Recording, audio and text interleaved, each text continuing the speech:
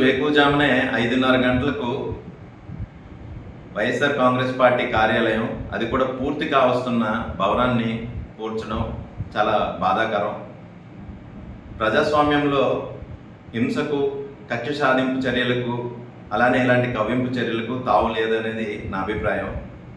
ప్రజలు తెలుగుదేశం ప్రభుత్వాన్ని ఎన్నుకున్నది ప్రజా సమస్యల మీద పోరాడాలనే తప్ప ఇలా పొద్దున్నే 5:30 గంటలకు ఇలా కక్ష సాధింపు చర్యలుగా చేస్తూ, ఒకవైపు సిఆర్డిఏ ఒక ప్రిలిమినరీ రిపోర్ట్ను ఆల్రెడీ కోర్టులో వేయడం జరిగింది. హైకోర్టు కూడా ఆదేశాలు ఇవ్వడం జరిగింది. ఎటువంటి పరిస్థితుల్లో కూడాను ఎలాంటి చర్యలు చేపట్టొద్దని, చివరికి కోర్టు యొక్క ఆదేశాలను కూడా బేఖాతరు చేస్తూ ఈరోజు వేకువజామునే అధికారులు అత్యుత్సాహం ప్రదర్శించి మన వైఎస్ఆర్ కాంగ్రెస్ పార్టీ భవనాన్ని కూల్చివేయడం మేము తీవ్రంగా ఖండిస్తున్నాము.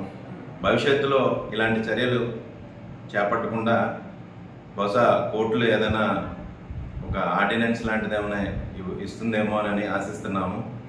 అలానే ప్రజా సమస్యల మీద పోరాడాలని మీకు ఇంత మెజార్టీతో మిమ్మల్ని ప్రజలు ఎన్నుకున్నారు.